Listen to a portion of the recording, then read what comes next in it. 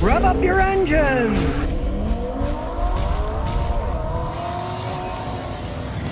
Okay, we got an 08 Camry here with 175,000 miles. And unfortunately, it's an 08 and it's got the notorious 2AZ FE engine, 2.4 liter, and yes, it burns oil. He bought it used. It does only burn a quart about every 1,000 miles. Of course, he's not stupid. He looked it up and saw, they're fixing some of these. So I took it and they said, no, it's got more than 120,000 miles. We're not gonna fix it, which is total nonsense because they built the piston rings wrong. Now, they could have at least said, well, we'll put piston rings in, maybe not rebuild the whole engine, but they're not going to do anything. They're strong engines. My grandson has the same one.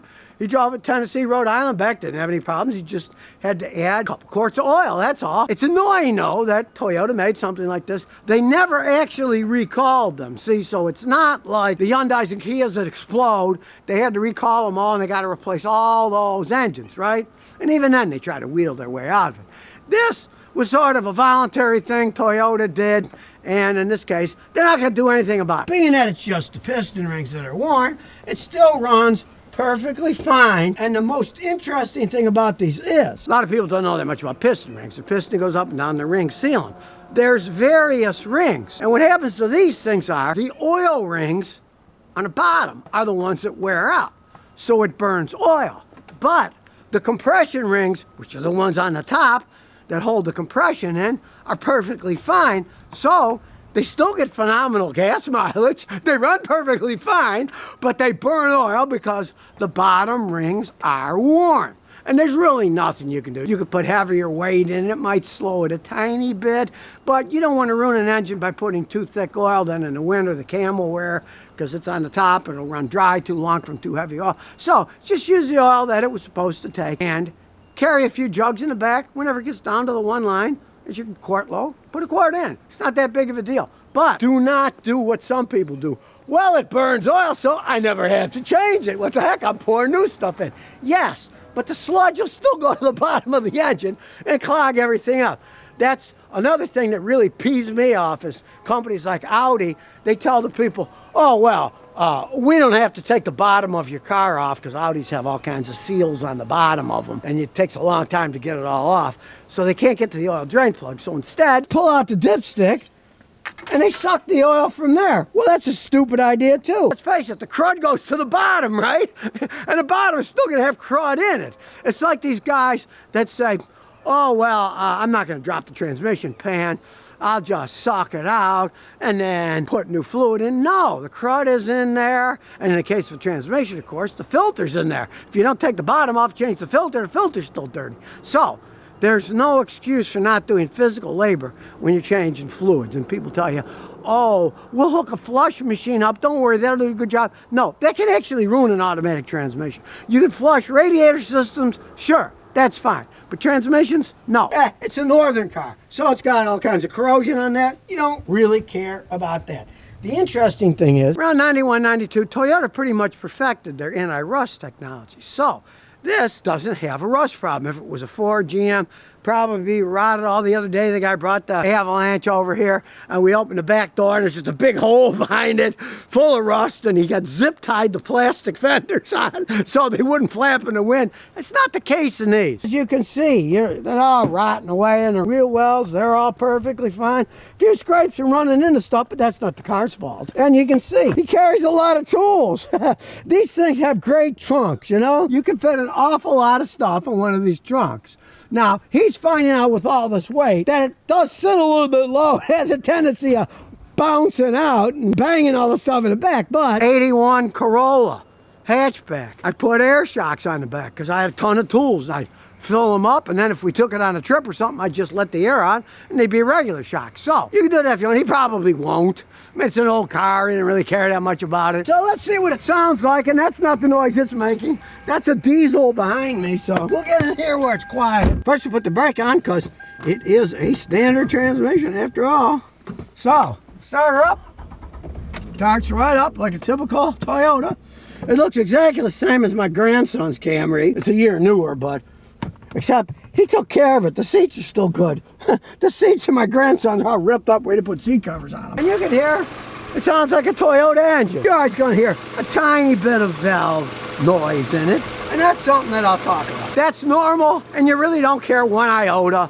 It really doesn't affect the running of the car. The thing about Toyotas is, especially these engines, the overhead cams move the valves with stainless steel shims. Now they say you're supposed to adjust in so many miles, blah, blah, blah. But nobody ever does anymore because the cams ride on these stainless steel shims.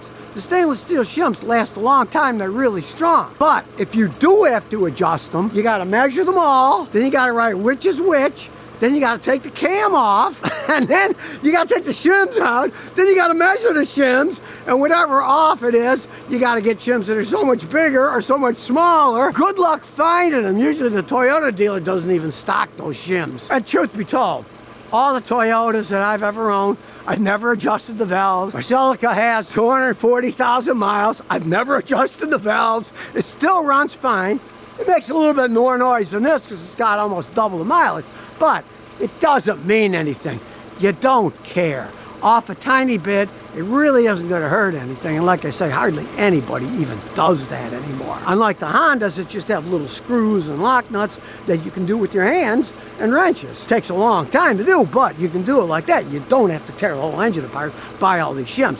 These you do, but those stainless steel shims, basically they can last forever. So I'll hook up the old scan tool, and while we're waiting, we can see, got some mileage on it, 172,000 miles.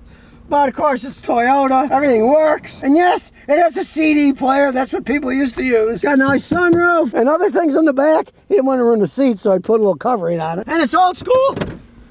It's got a manual seat, they don't break. They're a lot simpler. I just saw an automatic seat brake on a Toyota that was 2.5 years old. One's still working perfectly fine. Camry 08 knows that it's an oil burning engine. It's an automatic scan. Here we go. This is a very rare bird. This is a Camry, but it's a 5-speed standard transmission. Let me tell you, these things are really quick. The only thing we find is one problem, the tire pressure monitoring system. You don't expect these things to be working on such an old car. The engine and the ECT.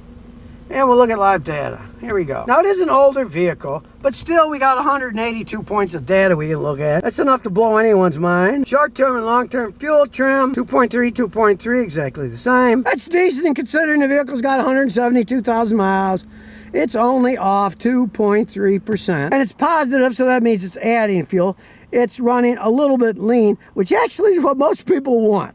Because I've actually had people, they wanted it perfect. And I fiddle around until I get it perfect, right? Then they got worse gas mileage. And I said, now we're getting worse gas mileage. I said, well, it was running lean. You're going to get better gas mileage running lean.